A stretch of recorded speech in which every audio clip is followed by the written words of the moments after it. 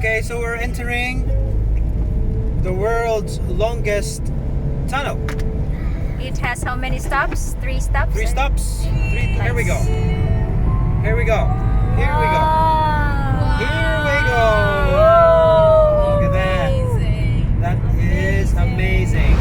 The longest road tunnel in the world is found here in Norway. It's 24.5 kilometers long and roughly 30-minute drive by car. And we have to go through it in order to reach the breathtaking scenery which is on the other side of the mountain. And there is no other way. And for claustrophobics like me, it was the longest 30 minutes of my life. And after which seemed to be like an eternity, I finally saw a glimmer of light from a distance that simply told me that we're nearing to the end of the tunnel and I'd be out soon. There is always light at the end of the tunnel, but some tunnels are long and difficult to make it through. As we often say, we cannot see the light at the end of the tunnel. What are some of these tunnels? Grief. A death of a loved one is devastating.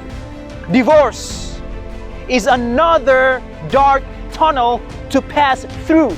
Cancer, chronic diseases, accidents, addictions, natural disasters, and coronavirus are just some of the dark and long tunnels that are difficult to pass through.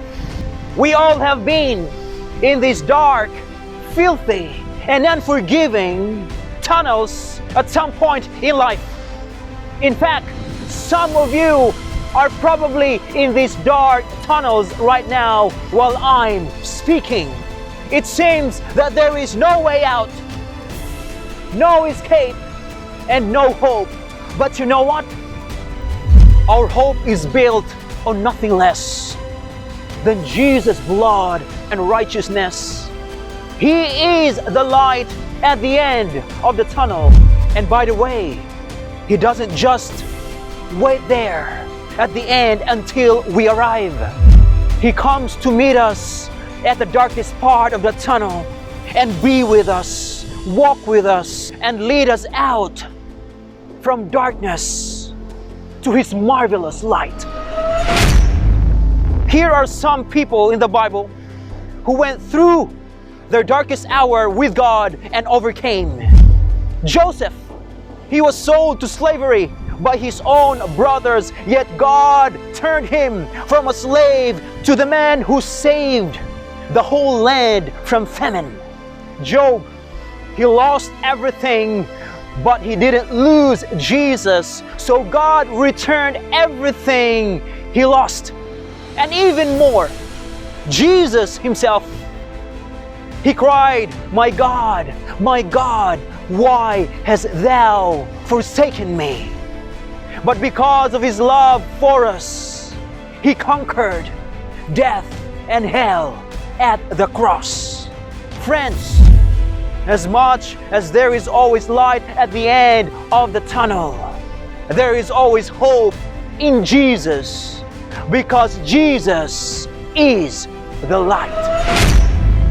He can see the end from the beginning because He is the Alpha and Omega, the beginning and the end. For I know the plans I have for you, declares the Lord. Plans to prosper you and not to harm you. Plans to give you hope and a future. Jeremiah 29:11. I love this song written by Baby Mason. All things work for our good, though sometimes we don't see how they could. Struggles that break our hearts in two sometimes blind us to the truth. Our Father knows what's best for us. His ways are not our own. So when your pathway grows dim and you just don't see Him, remember, you're never alone. He sees the Master's plan and He holds our future in His hand. So don't live as those who have no hope. All our hope is found in Him. We see the present clearly, but He sees the first and the last. And like a tapestry, He's weaving you and me to someday be just like Him. God is too wise to be mistaken. God is too good to be unkind. So when you don't understand, when you don't see His plan, and when you can't trace His hand, trust His heart. He can turn, change, and twist your worst circumstance for the best. Never be afraid to trust an unknown future to a known God. This is Dalfred, reminding you to take the Bible as your weapon of choice and keep the faith. And if God is with us, who can be against us? This is Take the Talk.